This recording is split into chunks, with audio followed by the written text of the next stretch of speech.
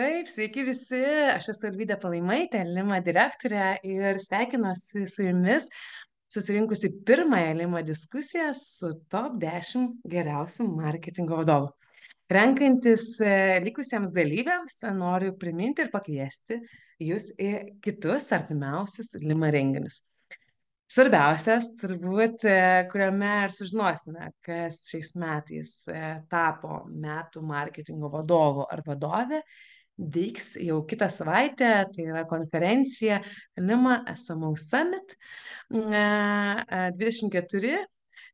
Vienintelė marketingo vadovų konferencija vyks jau balandžio 18 dieną. Labai kviečiu visus prisijungti, jei dar neturite bilieto.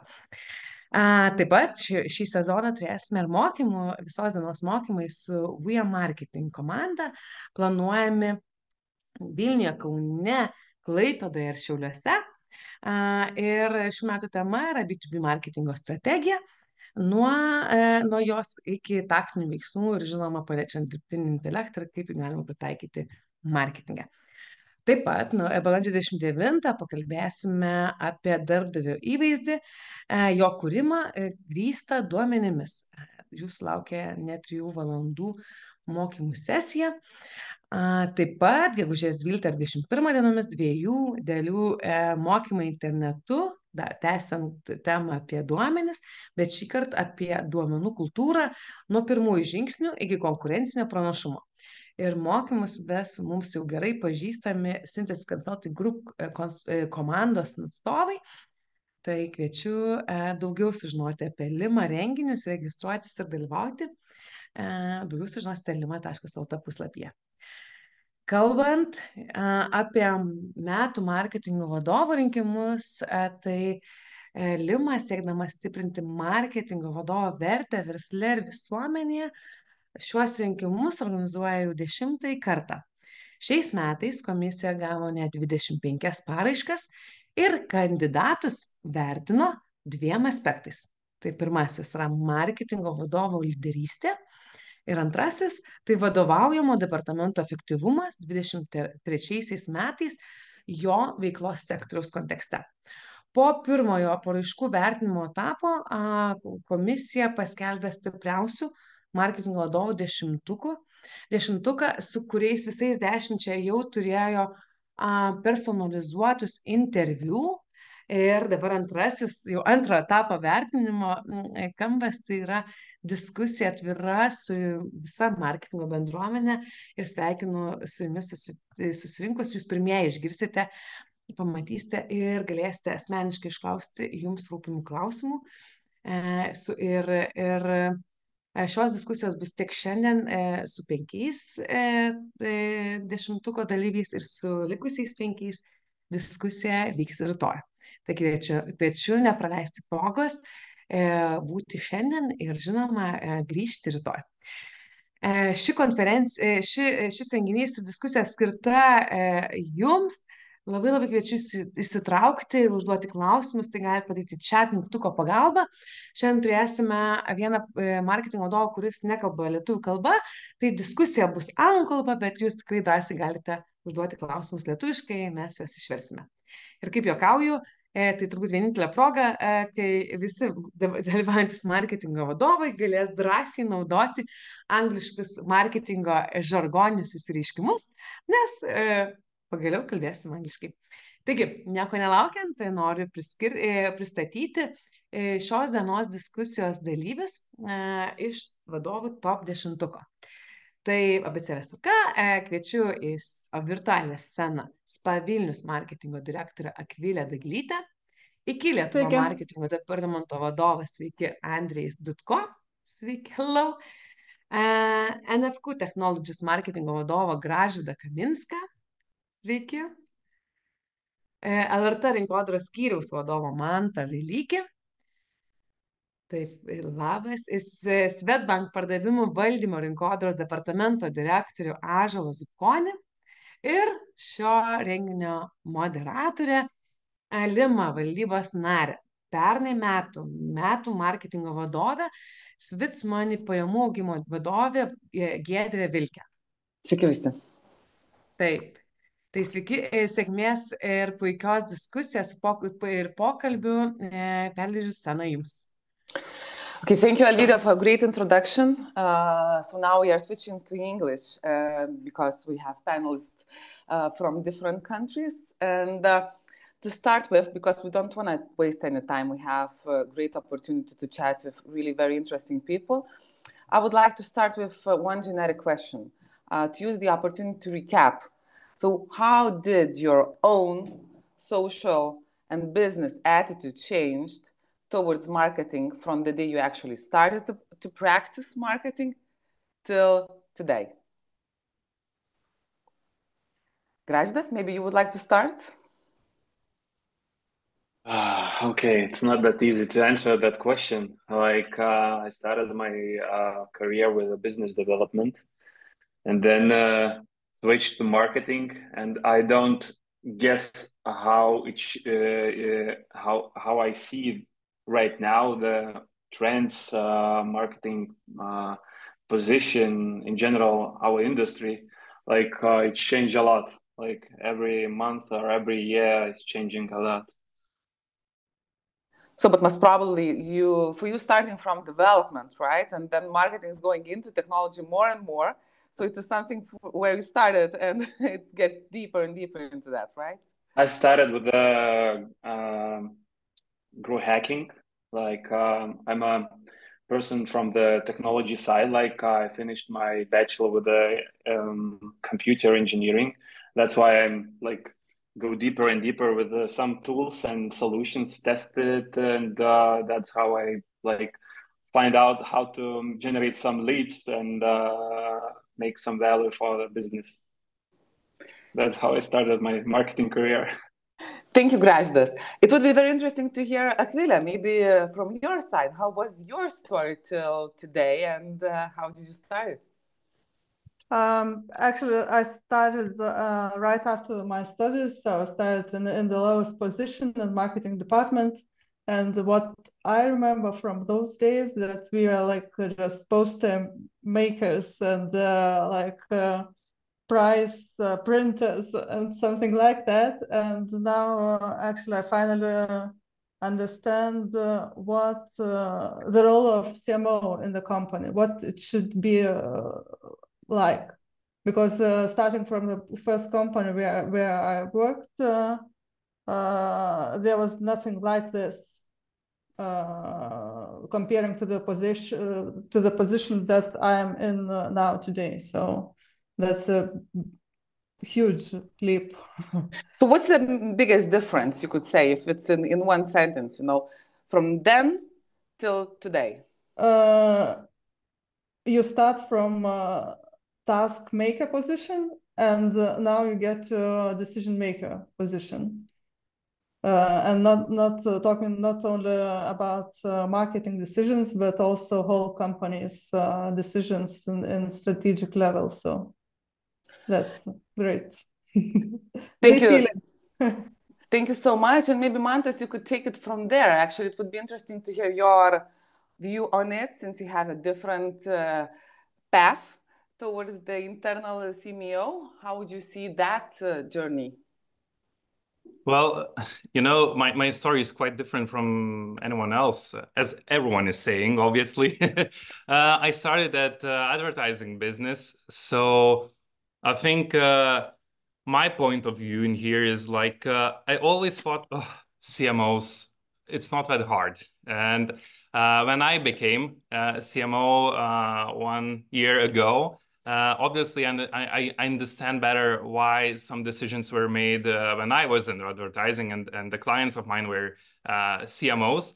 But on the other hand, I see that some stuff is not that hard to do, and it's not that challenging as my clients were telling me. So of course it depends on the company, but when I came in here in LRT, of course we are media business, so we operate on very different things, and as we are publicly funded, so we have other issues than any of you guys do. We don't have to do sales and so on.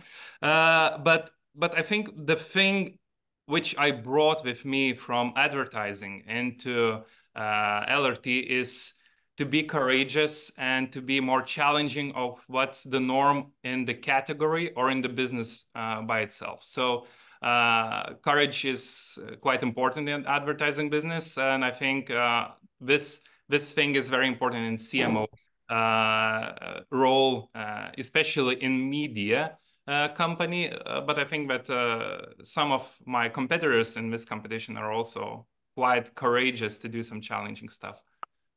Thank you, Mantas. That's an interesting point of view. And of course, you are operating in a very different business. And let's jump to Ąžuolas with a lot of restrictions in banking sector. So yes, let's combine this limitations of market and actually your journey and your attitude towards marketing from the day you started till today. Okay, so my story is totally different comparing to anybody else. But actually, I came to CMO position straight away from sales. And so marketing and sales were like in a constant confrontation, despite it's the same process. Like marketing starts, marketing creates the interest, create the brand, and sales finish the process. So, but I had the chance to combine both sales and marketing. So now I'm heading sales and marketing. I was constantly looking from sales perspective on marketing that those guys are doing some nice stuff, some creative stuff, but what about results? And at that moment, they did wear some far away. They're thinking more about brand, but not about the final result. So I hope that I managed to combine both. Now we're not in confrontation, but taking care of final results, driving the sales straight away from the brand creation, awareness, interest creation, and to this journey to the end till the sales point. So there is no more confrontation. And for me, marketing is like a big ocean. I've been here in this position for 7 years, but I still cannot still reach the shore, like and not drowning, swimming, and thinking that okay, now I think I know everything, but it seems that no. The more I think of it, the less I think I know.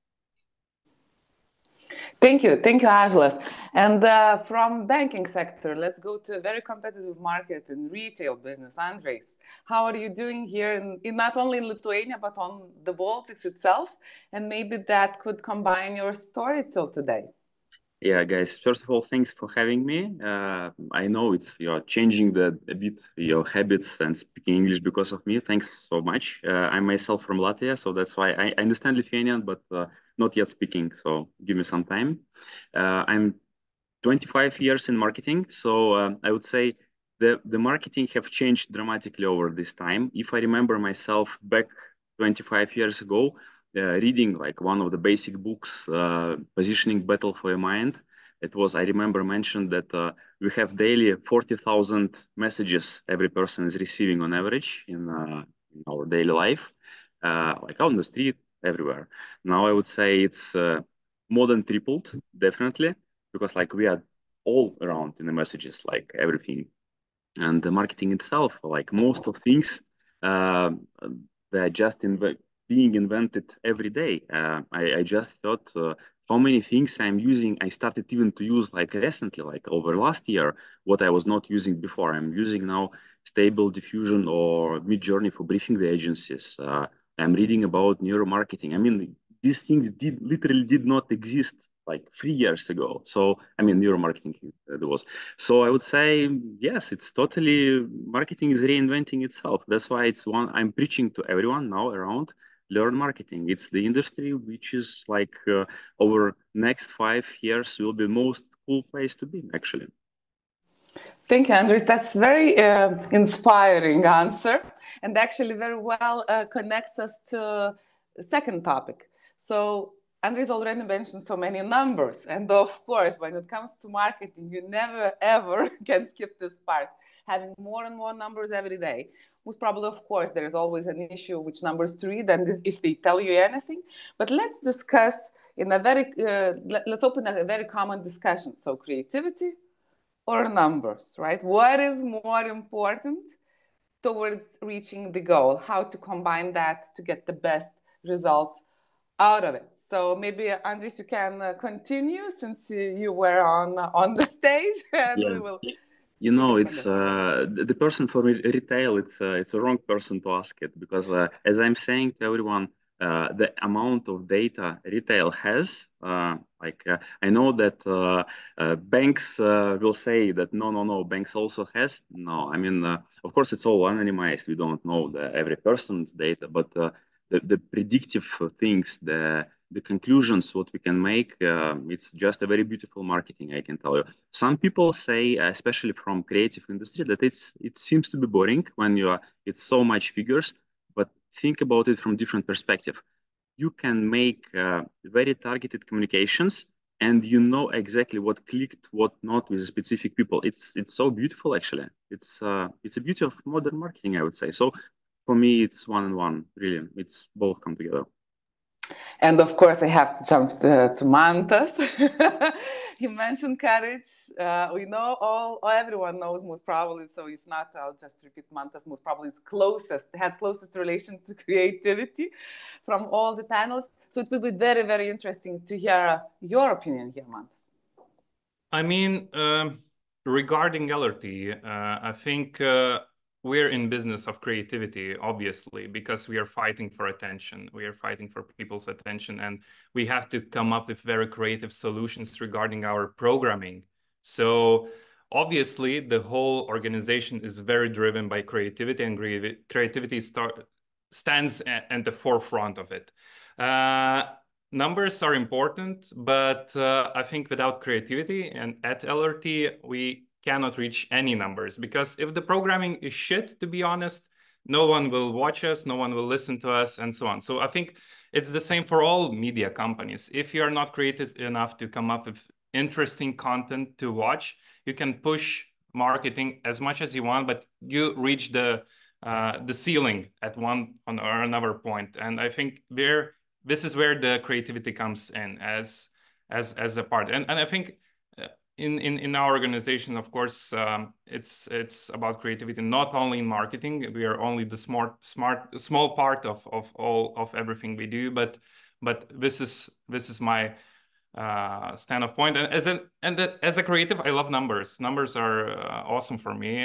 Very unusual for a creative person to tell that, but yeah, we understand that the limitations are also coming without the creativity. So yeah.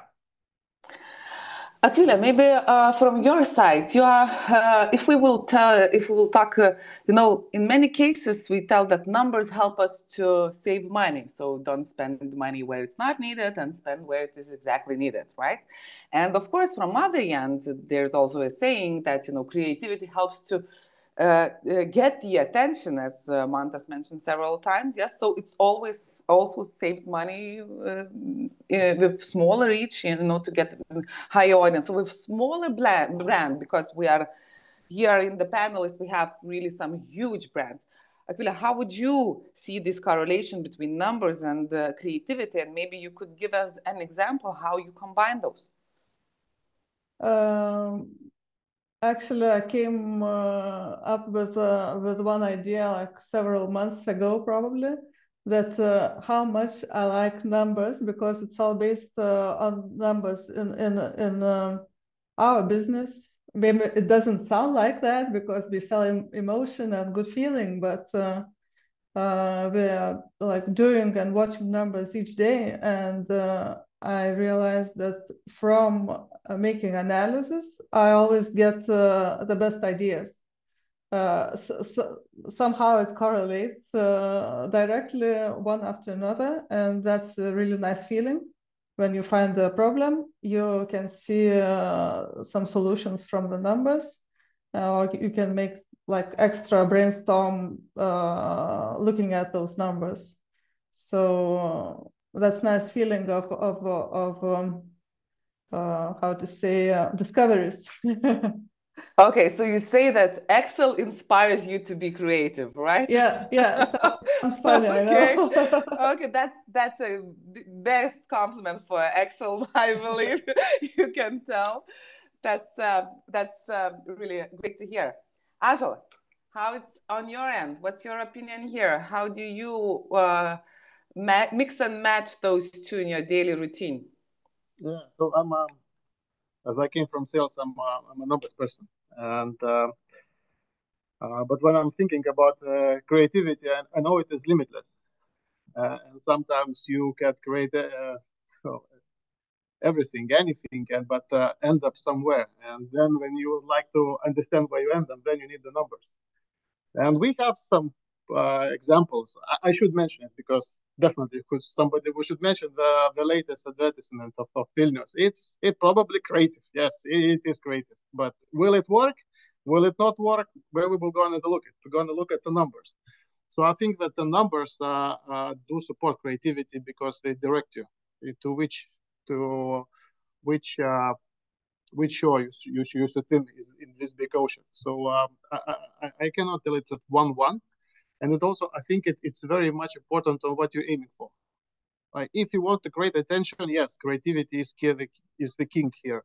But if you'd like to bring some sales, if you'd like to bring some change your customers' behavior, if you'd like to attract customers, probably numbers here are even more important. Okay, thank you, Ąžuolas. So from the right to technology guru, so Gražvydas, how are we doing there? How creative are you?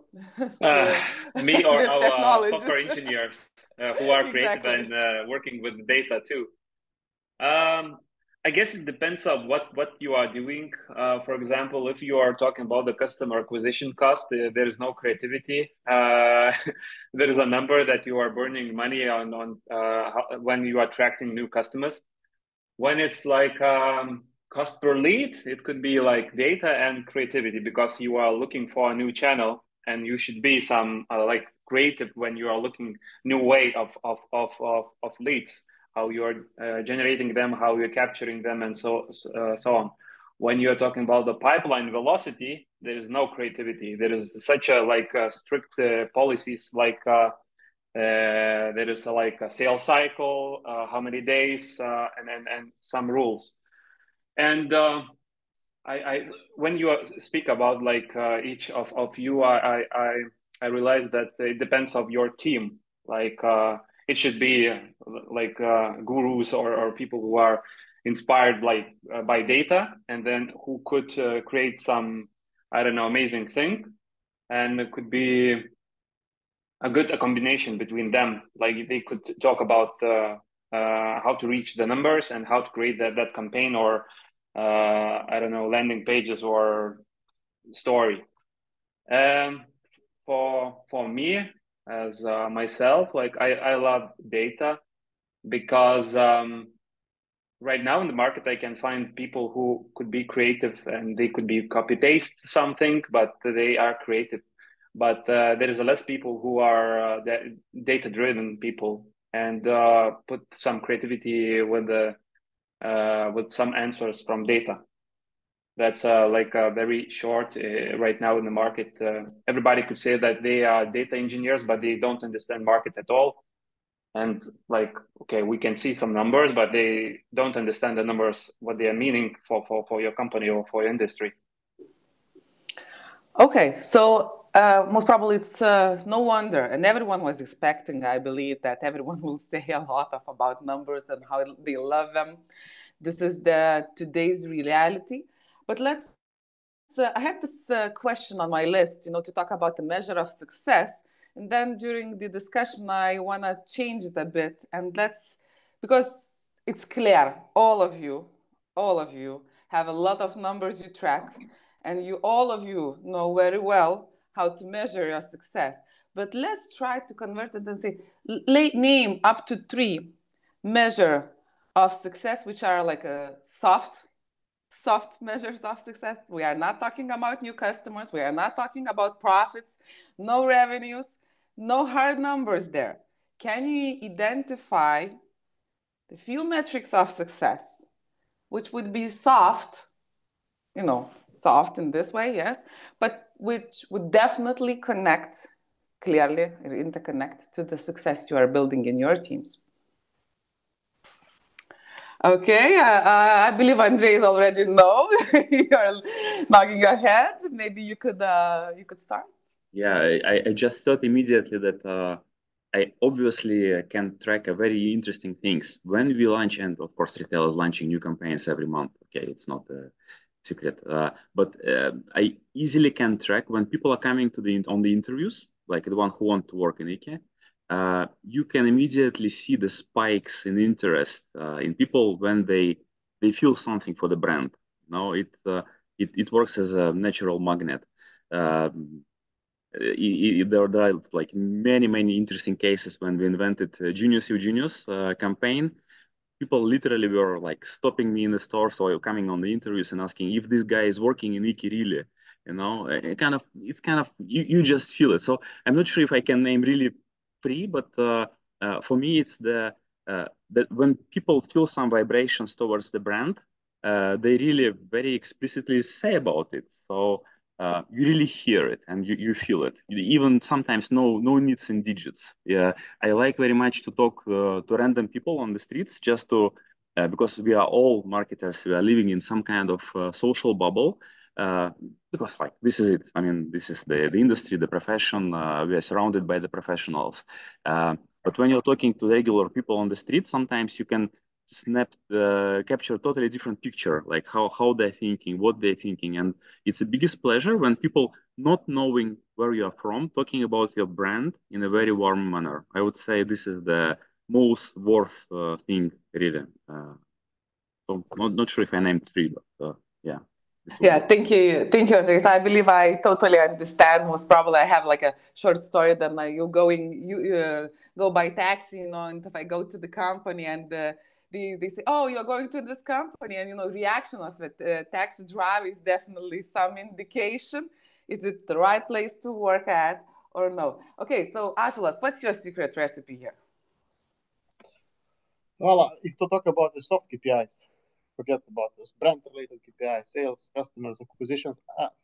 I would say it's trust when the board trusts you, when the management trusts you, and they feel that this is successful, and they know that you know the answer, when you know how processes, brand, and sales are incorrect. So I think that this is how I measure the success. It trust.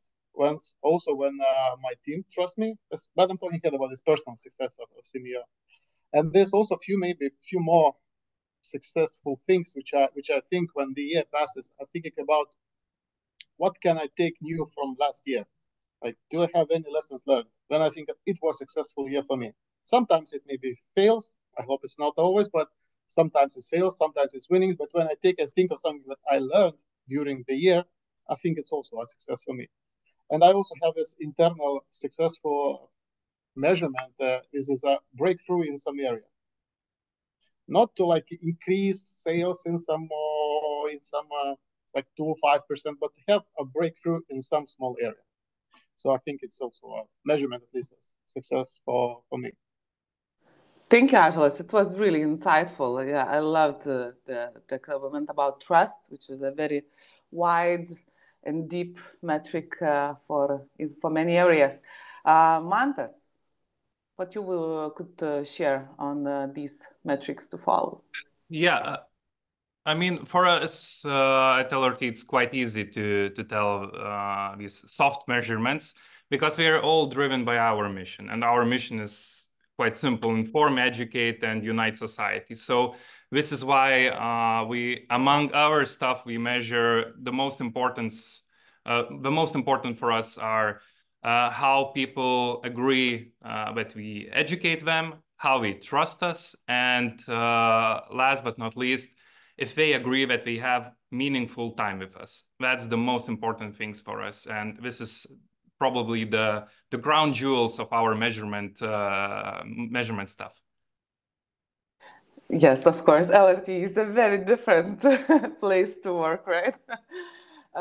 Okay, Gražvydas, what would be your metrics of success besides the basic ones?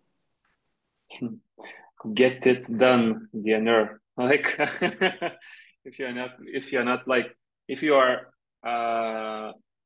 working on the daily routine and thinking about unfinished tasks, you're not doing and you're not finishing some of them. But I think most of people from the company and branch owners and team leads I think they could come to me and say that you are finishing, that you promise. That's my success, I guess. And I'm trying to teach our team, my team leads, that it's a kind of good value that if you are doing that, doesn't matter the company.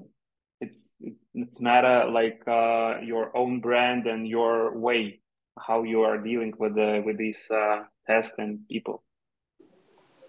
Thank you, Gražvydas. And Akvilė? I'm actually on the same page with Ąžuolas because it also includes trust from GM, including me into the decisions, into some structural changes and so on. And I really have a voice, and that's a nice feeling to have. I think that's what inspires me at work overall. Another thing is a motivated team, which I do quite big effort for this, and I get the results because motivated team is totally devoted to you. So that's also nice. And I think that's it. I have another thing in my mind, but I lost it. So. Okay, guys. So we talked about success in many ways. Let's talk about challenges. And I know that every one of you faces a lot of challenges in the everyday routine, from strategical to operational. And since you are dealing with different companies, different customers, and different needs, so maybe let's try to deep dive into a few of the challenges and, of course, how you deal with them. And maybe I would like to start with Ąžuolas and Baltic position. Yeah, so we have not local business, Baltic position, different teams. Are there any specific challenges related to that? And maybe you could share how you deal with them. Oh, actually, I'm working in Lithuanian position, but I do believe that in all countries, the issues or the challenges might be the same. When I was thinking about the challenges, I was mostly thinking about our customers and about data, because banks, as retailers, we own a lot of data. Of course, complying with GDPR, we try to get some use of it. And I think one of the challenges is for CMOs is when we see customer data, actually we're not able to find the right patterns, how to create useful campaigns of those customers. Because in the last 5 years, I'll just double check that the number of data used in marketing have increased 5 times. Yet the campaigns return on investment increased only 10% in average. So it means that we have a lot of data, 5 times more, but only 10% our campaigns are being more effective. So it means that we're not still able to find the right pattern which we could install in our campaigns and change customer behavior or change this campaign metrics in the way that it works. So I would say that how to make the best use of data. The second thing is understanding trend and audience. Well, usually CMO's age is a bit is older than the than the audience we are trying to talk to, and especially we're talking about Generation Z. I think that the attitudes towards everything is a bit like a mystified, and some trends are saying that younger generation is more reasonable, more trying to be more sustainable, more responsible, especially towards finances. The trend says that from behavioral position, we cannot say that, and we're still trying to find how we should communicate to this younger generation. And this younger generation is avoiding emails. We're not picking up the phones. We're not watching TV. They use social media and other channels which are still not affordable for the banks or even for Lithuanian companies to advertise there. So we're trying to reach them. And as soon as we find the ways how to reach them, surprise, surprise, we start to use some other channels, some other social media. So it's like constant lagging behind this younger generation. So understanding trends and audience. And the last thing, I think it's very much related to this personalization. We all the time are saying that personalization is the key, that the more you will be personalized, the more you will be successful. And customers expect this personalization. But at the end, we end up, in most cases, I see a lot of companies end up, personalization ends up with the name in email. That's the only personalization we've got. So I think that the challenge for us is to how to be personalized with our marketing to our customers, really personalized, to see that this is really made for them, for the person, not for segment, but for the person. So this is the third challenge. Greatly spotted. I believe many of you face similar challenges. I also had a lot of opportunities to deal with a lot of data and the challenge to use it properly. And Andrejs, you are in retail, you have plenty of data. And you for sure work with personalization, and for sure you have some challenges related to that. Could you share a bit? And of course, decisions, how you deal with that would be very interesting. Yeah. Okay. So first of all, let me say that at some point I came to the stage that when you are not nervous about any of the problems or solutions, you just shortcut this part of the cycle and you just go to the solutions. I'm not saying I'm perfect in this, but I just see that now from the real challenges, it's I would say time and money, because we have much more ideas than we can execute in all the time we are given. Much of it is driven by natural curiosity. We are very much kind of really striving and trying to attract people in our team who is curious by nature and want to explore new things. And this curiosity have this, backlash. It's good to be curious in marketing. It's cool, but when you're doing any campaign for, let's say, for the bakery, we did know, and it's of course it's just cool to understand how it works actually inside. So, but this curiosity takes time. So this is the real one. But for the personalization, yes, absolutely, it's fully agree. It's the way to go. All biggest brand agencies and strategists are moving in this direction. We're also moving. Already having a lot of good progress there.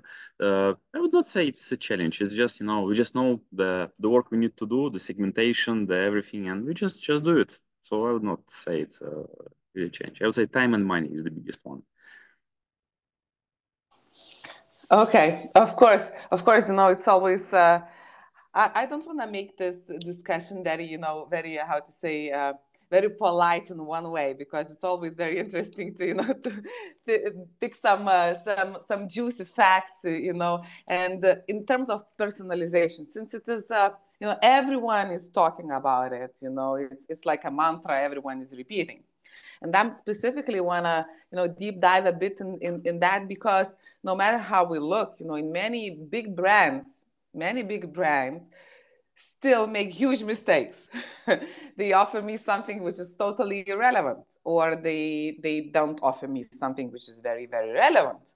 And actually that is also coming from the companies with huge budgets. Sometimes smaller companies, like Akvilė said, having maybe much smaller company, but still doing numbers every day. And in some cases, they have more opportunity to make less mistakes than the vice versa. So I'm trying to get maybe some examples. Can you name a few fails in terms of personalization, even though having a lot of data? Because you now put it that it's working. Everyone is working, but it's a difficult story on that. As I'm saying, to as a good example, we have now it's not only retail, actually everyone, every big business, we have enough data to make a very cool predictive models. And for example, now, okay, the example what I'm making, my dream point is that we can, to make it as example, to predict that person is pregnant before even person knows she is pregnant. just because the shopping habits, the shopping mission, what the person is doing in the store during these life-changing moments is actually changing quite a lot. And I can make these examples about any kind of businesses. So we are not yet there, but this is where I believe all marketing will be in a few years from now, because all the LLM, like large language models like ChatGPT, everything is becomes super available. All the data analytics is really super accessible and there. So let's just use it and have it. But of course, yes, on daily operations, like there are hundreds of stories of what was not delivered, and we tried, but not yet. But it's boring, let's say. Gražvydas, what are your biggest challenges, and maybe related to that, some either fails or some lessons you learned out of that? We need some wine if you want to hear some fails. It's too much. Last year it was transforming years for myself and for the company, because we started our collaboration between our entities, such as Poland, Germany, Thailand, Vietnam, Singapore, Egypt. It's a lot of exotic directions, as you heard. And the biggest challenge was the cultural differences. It was not so easy to understand how they are making some decisions, how they are activating some tasks, how they are managing some data, what the expectations in general are, and so on. And it was very hard to I and my team put a lot of time to understand how to deal with that. In general, how many meetings do we need to solve that kind of issue that people from Vietnam calling us sir, sis, and bro, and we are from North, and we are saying yes, okay, bye. Or from the shareholders' perspective or other decision makers, it was not so easy to try to understand what they are expecting, and I put a lot of time to learn that story, control my own energy, because you are focusing a lot, how to deal with that, why they are saying no or yes, and there is no framework. And if you are from the software engineering industry, you need a framework. It's easier to live with a framework. That was my biggest challenges, with people and processes and culture. Thank you. People, processes, culture. Okay. 3P. That's a secret code of your challenge from previous year. Thank you, Gražvydas, so much.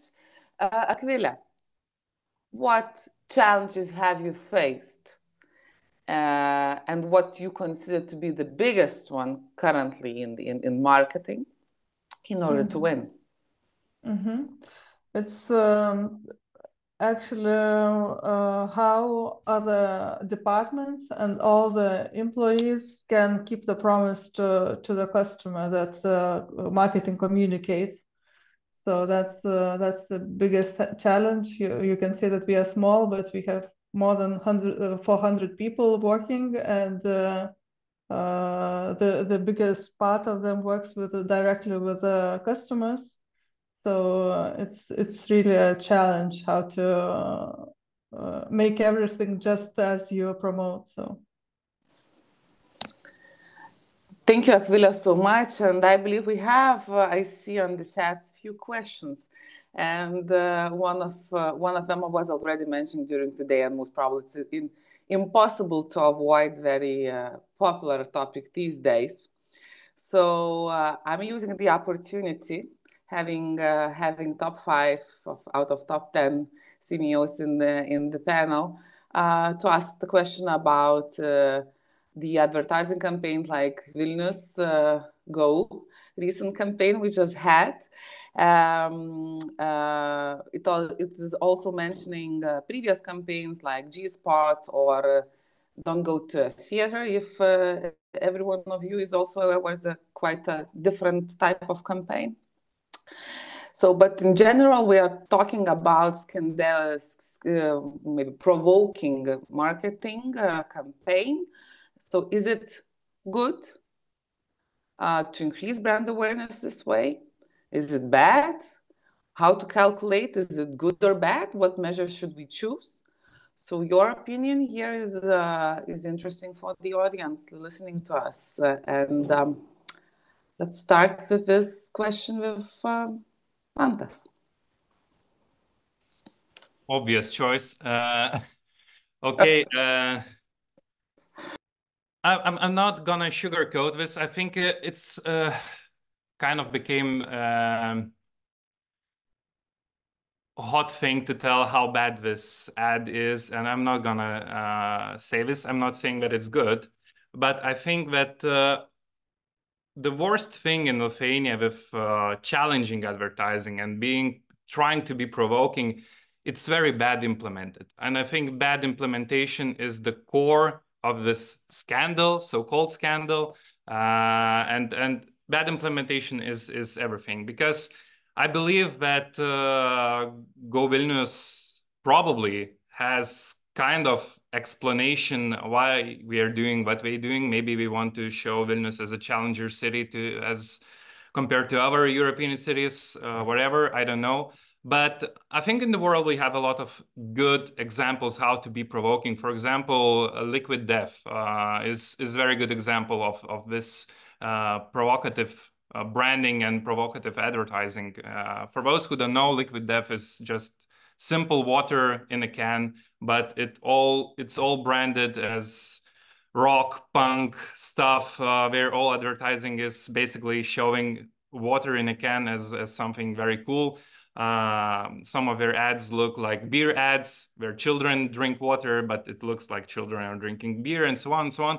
But they have clear understanding why we are doing what we are doing, because we are in very competitive water market. We want to stand out, and it starts with the name Liquid Death. I mean, it's all in the name.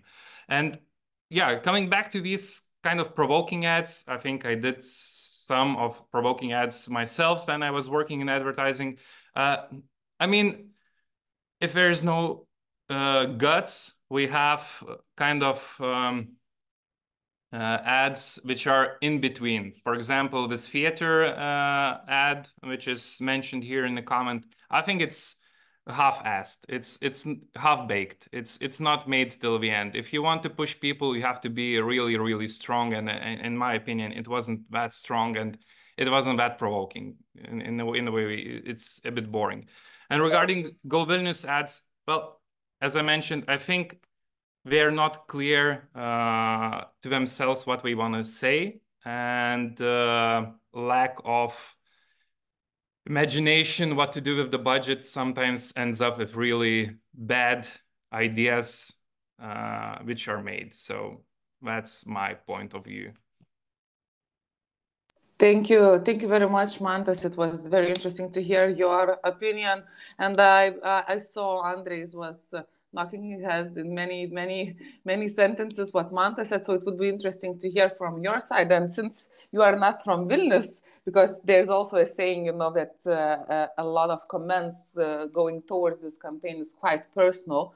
So maybe more objective from that point of view. Totally unrelated, not coming from Lithuania, but to take it seriously. So what comments could you share on that? Yeah. So first of all, I'm too many years, I guess, in Lithuania. So I'm not considering myself like an outsider from Lithuania, but I'm always thinking in this kind of situations, again, about this, how much noise of advertisement in touristic business is out there in Europe or in the world. To attract attention to Vilnius, actually, it can be the way to do it very non-standard, very brave. Of course, you need to push it then to the end, like really to do it maximally. You need to go this road then to the very end. So I would say I'm not against myself provocative advertisement. I think it can work.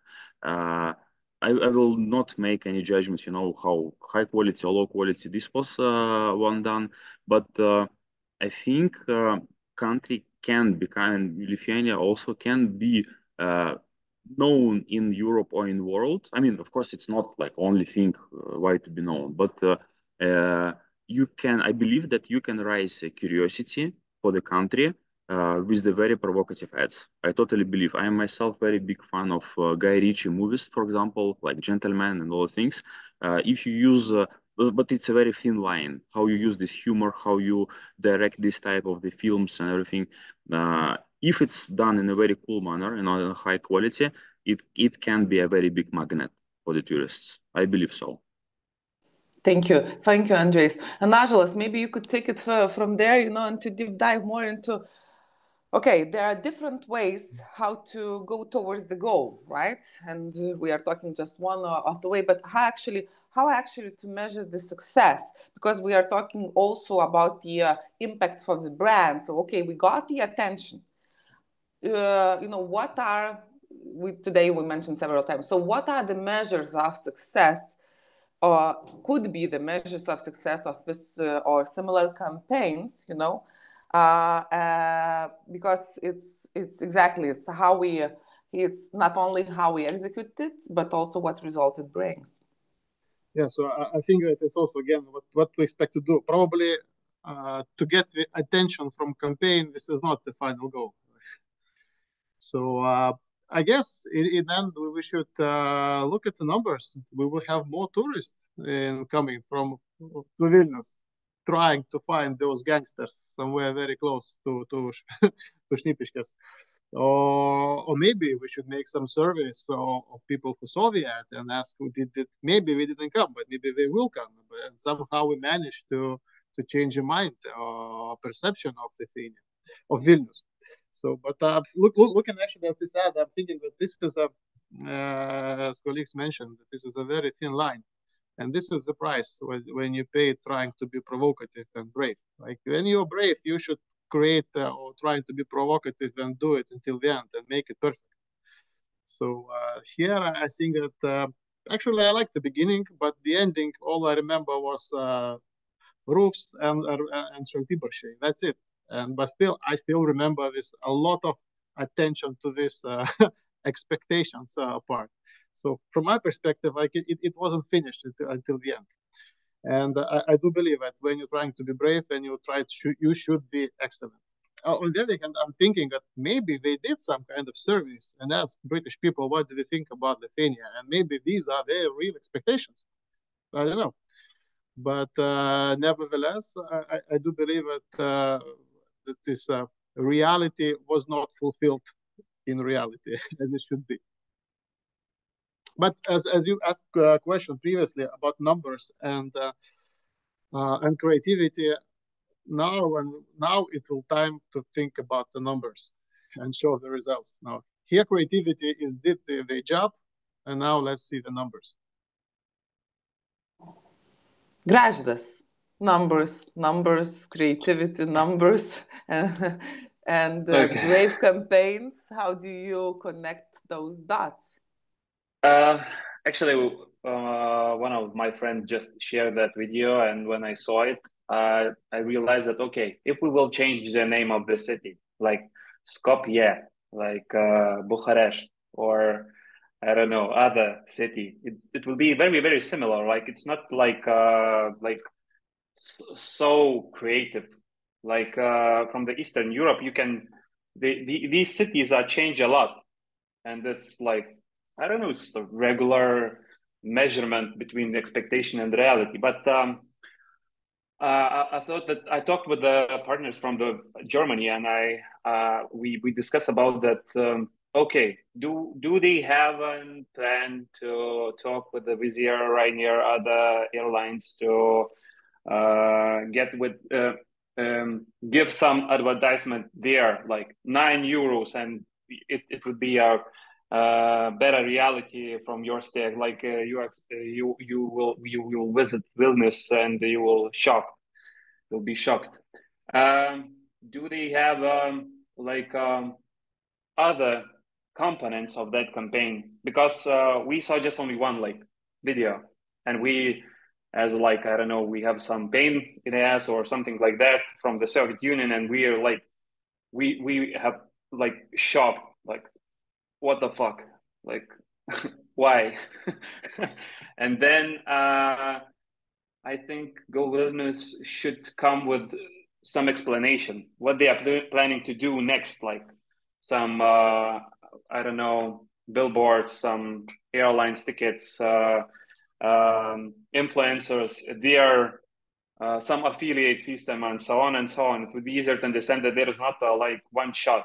There is a long run, because we are trying to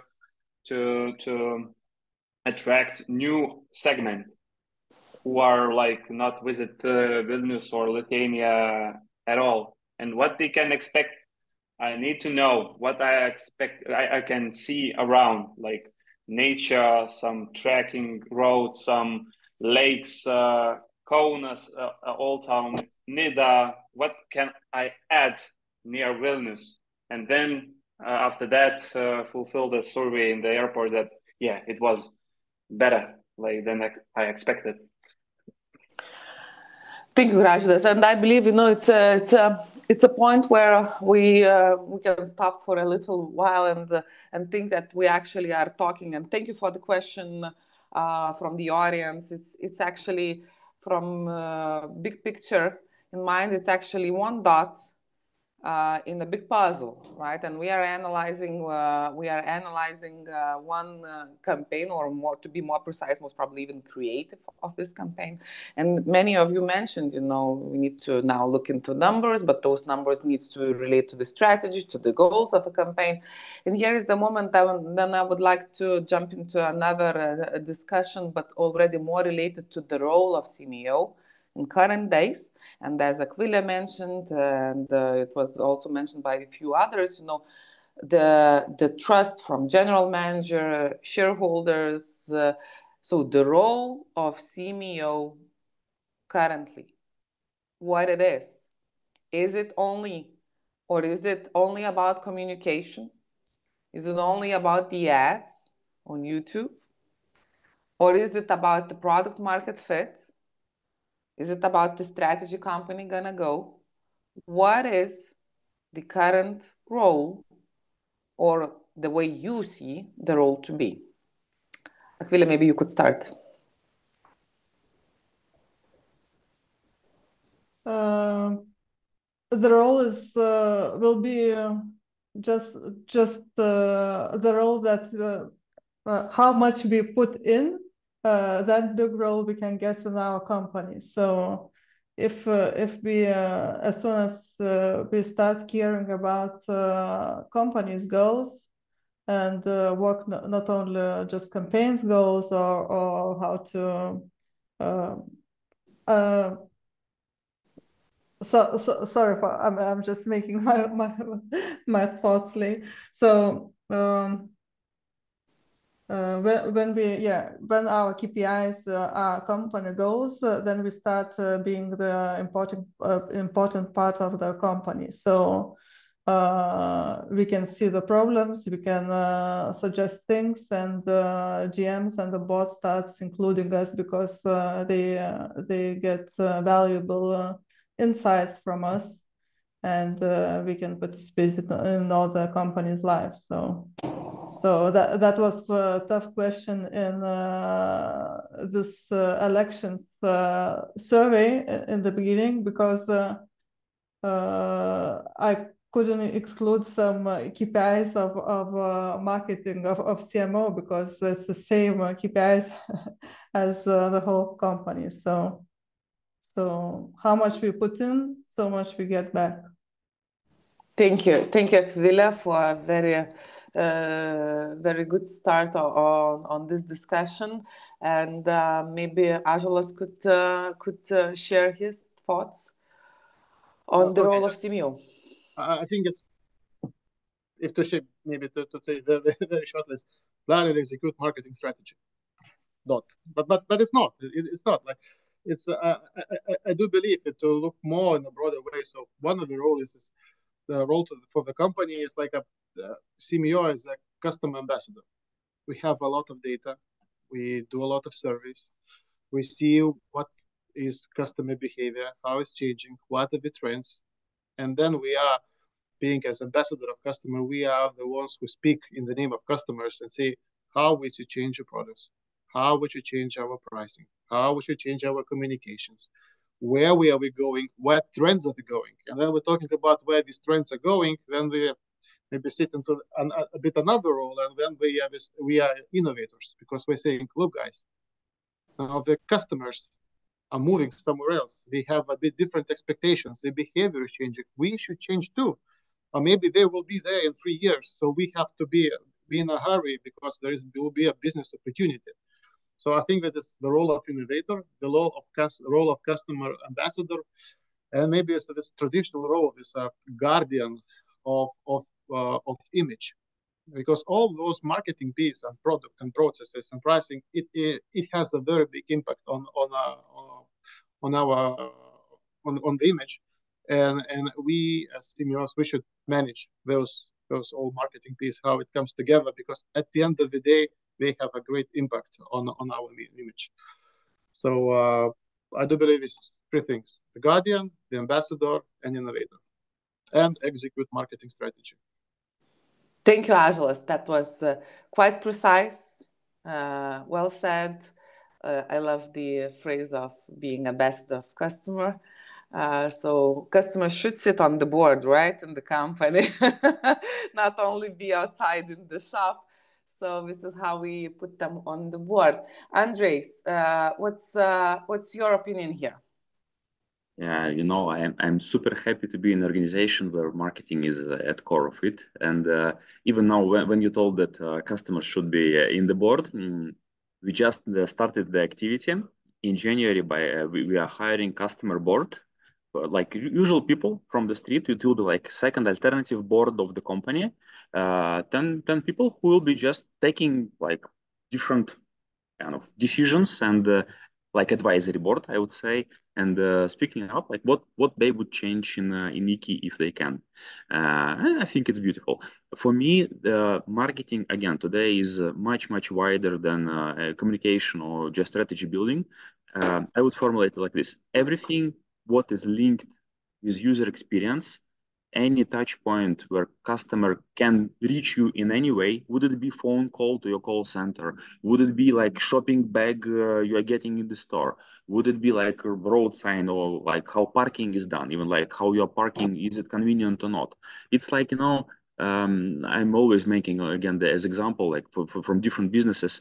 Imagine you're running the hotel and you're coming to the corridor and the carpet is not nice and the doors are not like easily opening. Is it operations? For me, it's marketing, because like, you know, if customers are not happy with these small, simple things, you can make whatever advertisement you want. Like you can try to convince them in any ways. They will just not believe you. So that's why and the whole marketing team here, I guess, is fully on board with me. The scope of things we are taking as a marketing is way more than classical marketing. We believe so that marketing these days is the only basically thing what differentiate, because all the rest is pretty similar from business to business. I mean, we are using the same tools, the same trucks, the same, all the same. I would say only marketing makes the most of difference. Sorry to say it, maybe it's for other operations, but I feel so. Thank you, Andrejs. Mantas, maybe you could add your opinion here. It's different company, but still a clear role, same CMO. How would you see it? Yeah, I think that Ąžuolas made some great points regarding that, but I think in our organization, CMO's position and the marketing department by itself are the force for innovation, because we are competing in global content market. We are not competing with TV3 or LNK or whatever. We are competing in the global market of content where we fight Netflix, we fight YouTube and all the other media channels. So for us and for our department, it's very, very important to stay ahead, to come up with really great trend reports and report to people what we can do, what we can buy regarding the formats and so on. So I think us in the media company really are the pushers for the innovation and the ones who are basically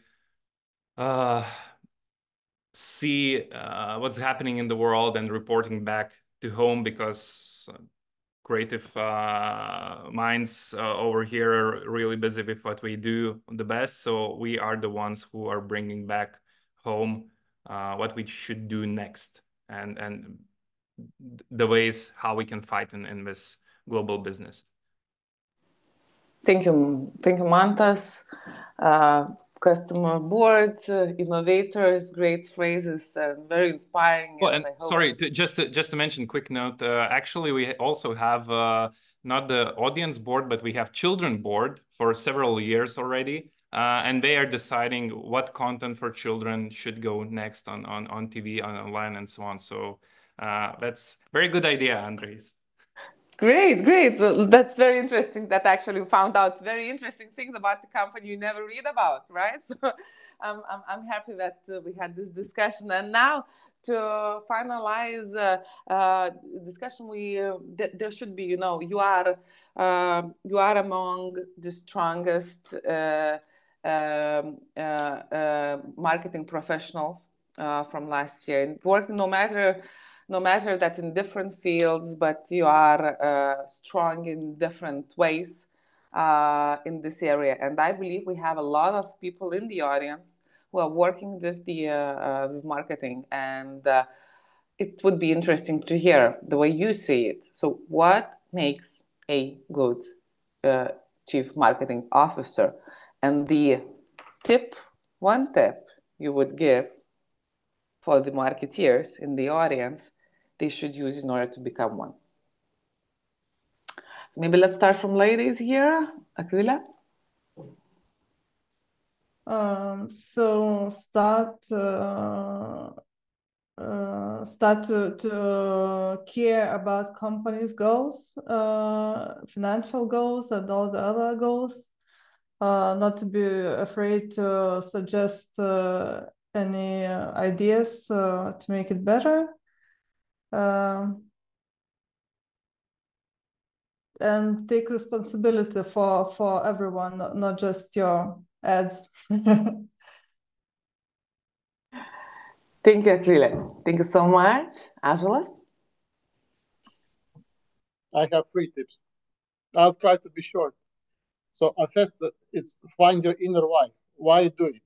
Why you love it? Why you wake up every day, go to work and do marketing, whatever it means. I think when you find your why, it will really motivate you for a very long time. This is the first thing. And the second thing, when you find your why, believe in yourself. Believe in your ideas, what you do. When you believe in those ideas, you can do whatever you like, because you will do it until the end. You will finish it. Like previously we talked about the campaign, maybe somebody didn't believe it. And when you do it, you will believe it. And the last thing is be curious, because marketing is like the ocean. You can swim in the end, you will not find any shores. Like the more you dive, the more interesting facts you will find. So be curious, because the world is changing very rapidly. The customers are changing very rapidly. So be curious and learn. Thank you so much, Ąžuolas. Andrejs, will you take it from there? Sure. I'm always, literally before every campaign, I'm saying to agencies and to the team that let's have some fun. And I mean it. In the campaigns, when team have this freedom of making mistakes, of really having some fun things, of experimenting, it amplifies everything so much more. So I would say, as marketers who are planning to have their career path, is really there to experiment and make really fun. It's the only way. And in terms of how to get there faster, I would say I know really only one valid shortcut. is talk and work with people who are smarter than you. It's the only way, actually, because like it's the same. If you're going to the gym with some person who is doing professional sports, you will progress much faster, just because nearby you have person who is professional athlete invested mentally in it. The same for any profession, and in marketing is the same. If you are mid-level manager, hire people who are also stronger than you. I see more kind of very often this pitfall that people are afraid to hire people stronger than themselves, but don't be, because this is the only way you will grow as a professional. So really work with someone who is stronger than you in any way. So this would be the recommendation. Thank you, Andrejs. Mantas? It's a shame I'm always talking after Ąžuolas, because he always picks the best things I want to say. But I think in the last 2 years in LiMA conferences, I was always pushing two things. So be chill and be curious. That's the most important things for me. And by that I mean, like, regarding the chill point, I think the last year during the LiMA day, I said stop doing micro shit and do some macro relaxness and do relax and see the big picture. So I think regarding that, it's very important, well, for me personally, sometimes to remind myself that we are not curing cancer here. We are doing numbers, we are doing sales and so on. We are not doing huge impact to the world, to be honest. We are doing some good stuff for businesses, but well, we're not fixing the world by itself. So this is why we have to be a bit more chill. And I think this really translates well to my relationship to my team. We're always on this level of being chill enough to understand that nothing gonna change if the campaign starts one day later or so on. And regarding the curiousness, I think said this 2 years ago. It's funny to quote myself during this, but I said that I'm really surprised how not so many marketers in Lithuania are really following what's happening in the world. We are just playing in our own field. We are going to LiMA conferences and so on, but we are not seeing the big picture. We are not reading like the magazines or websites for marketers, for global marketers. We are not going to award shows. We don't know what's happening and so on. So I think this curiousness of understanding why bigger brands or why bigger markets are doing what they are doing is also a core of good marketeer. Yeah, that's it. Thanks. And can I add up here one small thing also? Yes, I really like what Mantas told. If you're a marketer, try to work, I don't know, at least half a year somewhere abroad or 1 year, whatever. It opens your, I'm not saying I'm kind of good or whatever, no. But it opens so much senses on different level, because you are forced to trust your team, your peers on many things. You are not relying on your like daily routine and your bubble you're used to have. So I definitely recommend for the expanding your brain. It helps very much, really. And just to jump on that, I think it also helps to go around Lithuania as well, because during the summer, LRT is traveling all across Lithuania doing their own shows, and also marketing team is always going together and seeing audiences. We are talking to them. We are trying to understand what we like, what we don't like, and really going out and being curious of what people have to say about you is really, really important. So great point, Andrejs. Thank you, Mantas and Andrejs once more. And I'm happy to hear different and similar positions and different at the same time. It only shows that, you know, the variety and diversity actually is the strongest part. So thank you for different experiences and opinions. And Gražvydas.